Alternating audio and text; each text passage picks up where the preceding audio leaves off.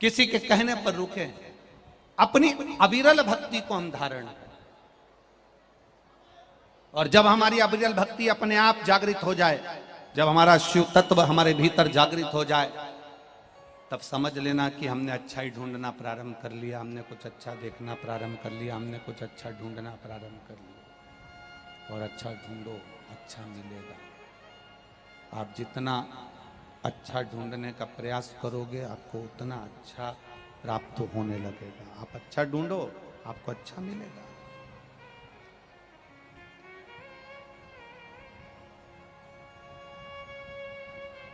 जिस दिन हमारी चित्त वृत्ति शिव से दूर हो गई, उस दिन फिर हमारा संभालने वाला कोई नहीं।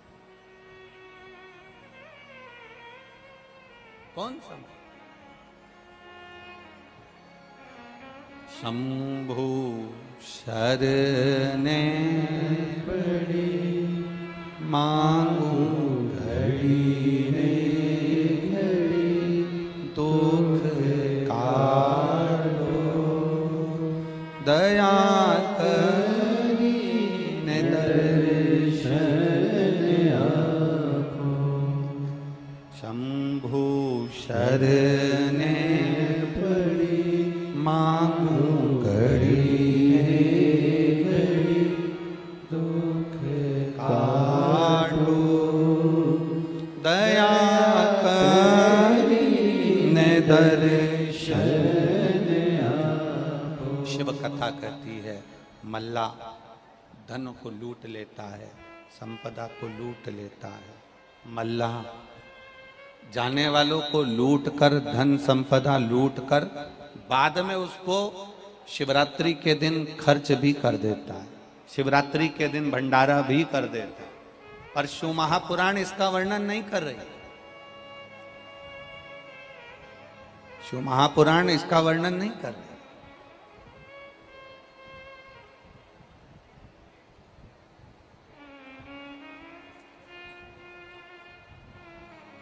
शंकर की कथा ये नहीं कर रही, वर्णन नहीं कर रही।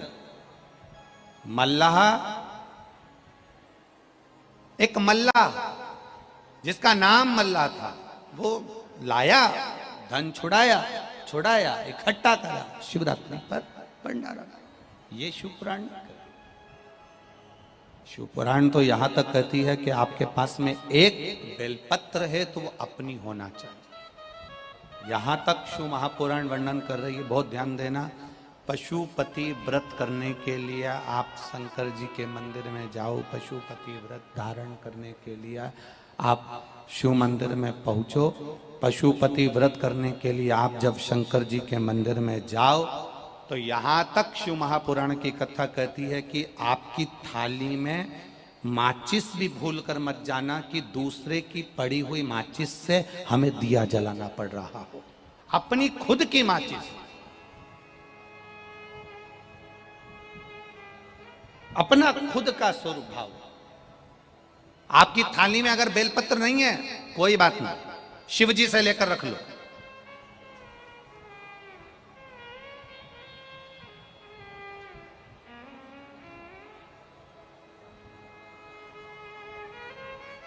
आप बाबा से ले ना।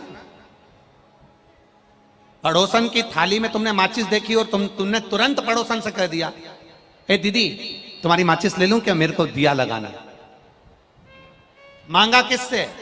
जम के बोलो जरा, पड़ोसन से। और व्रत कौन सा कर रही है?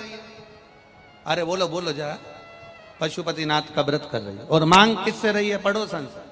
और मांगने कहती है, पशुपति व्रत में अगर आपने एक व्रत करा है और वो व्रत मेरे भोलेनाथ ने स्वीकार नहीं करा, समझना उसमें कोई ना कोई गलती हमारी होगी। हमने पड़ोसन से बेलपत्र मांगी होगी, हमने पड़ोसन से माचिस मांगी होगी, हमने पड़ोसन से कोई पदार्थ मांगा होगा, हमने जरूर कुछ ना कुछ पशुपति व्रत में गलती करी होगी, जिसके कारण मेरे भोलेनाथ ने मेरे व्रत को स्वीकार नहीं करा। हमें अगर हमारे पास माचिस नहीं है तो बाबा कि मंदिर में जो दिया जल रहा है, बाबा से कहकर बाबा आपकी जोत में से जोत दे दीजिए और उस दिए की बाती में से कुछ थोड़ी सी बाती जलाकर अपने दिए में ले लीजिए, पर पड़ोसन से माचिस भी मत मंगिए, उसको नीचा देखना पड़ता। मेरे बाबा के दरवाजे पर पहुंचे तो मेरे बाबा से ही मांगो, मेरे शंकर के दरवाजे पर पहुंचे हो तो मेरे शंकर से ही मांगो, मेरे शंभू के दरवाजे पर पहुंचे हो तो मेरे शंभू से ही मांगो, दूसरे से नहीं मांगो। दूसरे से आप मत मांगिए, आपको दूसरे से मांगने की जरूरत नहीं पड़ेगी।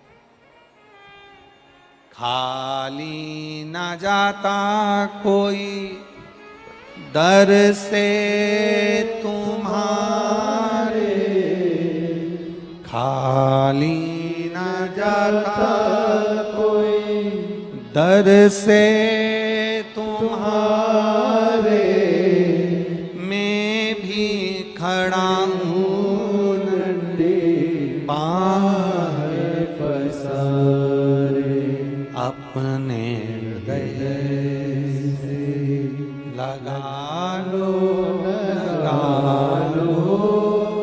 गिरा जा रहा हो, उठा लो, भोले अपने डर से अब तो न टालो, गिरा जा रहा हो, उठा लो, मांगो मेरे भोलेनाथ जी से, उससे कहो, उससे प्रार्थना करो। आप पड़ोसन से या दुनिया के लोगों से या दूसरे से मांग कर उत्तमता नहीं पा सकते। आज एक संकल्प लो अपने भीतर, आज अपने भीतर एक विचार रख लो। शिव महापुराण में बहुत दूर दूर से आए हो। अभी हम आ रहे थे तो हमने वो राय साहब गाड़ी चला रहे थे, जायसवाल जी, तो जायसवाल जी गाड़ी चला रहे थे तो हमने उनसे कहा कि बहुत भीड़ है और ऑटो बहुत दूर दूर रुक रहे हैं, तो हमने जायसवाल जी से कहा आप विश्वास भैया तक बात पहुंचाना कि थोड़ा ऑटो थोड़ा नजदीक तक छोड़ें तो लोगों को तकलीफ ना हो।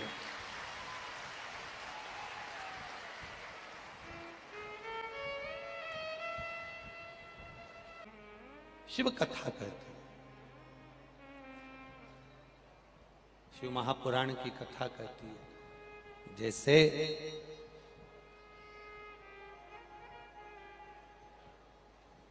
सती मैया का जन्म हुआ और माता सती जन्म के बाद एकदम मौन हो गई थी, कुछ बोलती नहीं थी, एकदम मौन।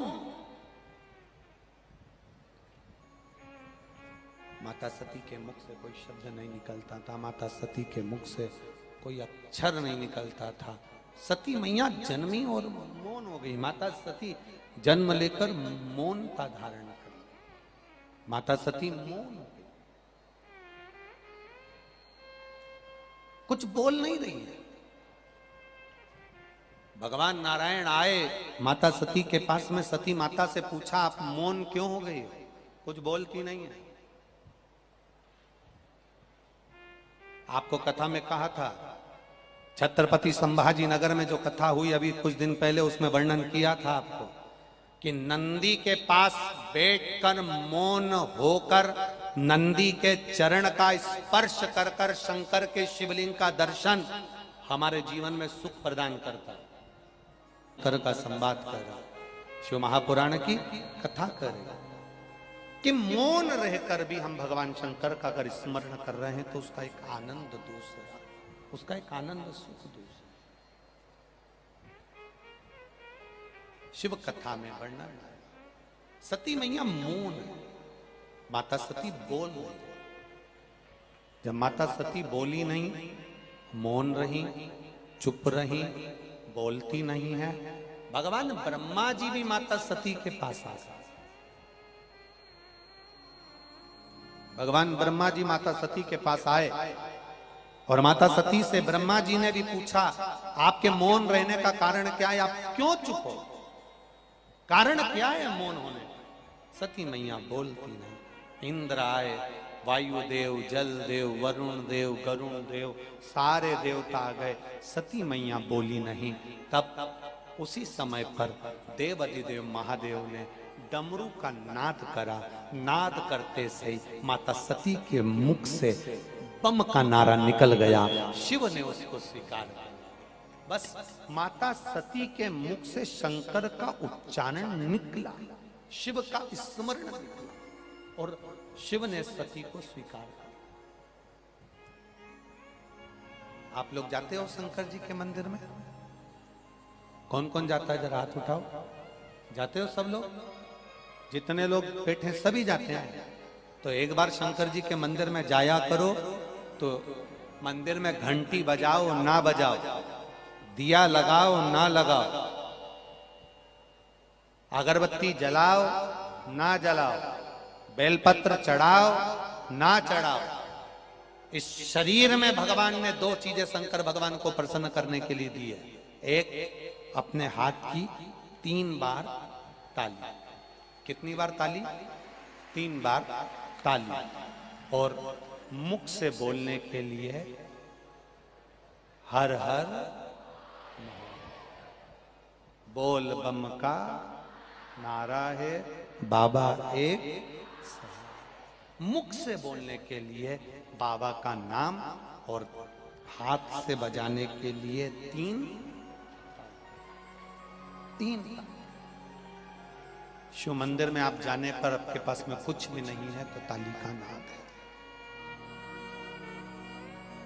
ताली का मुख से बोलने के लिए भगवान का नाम। शंकर भगवान ने डमरू बजाया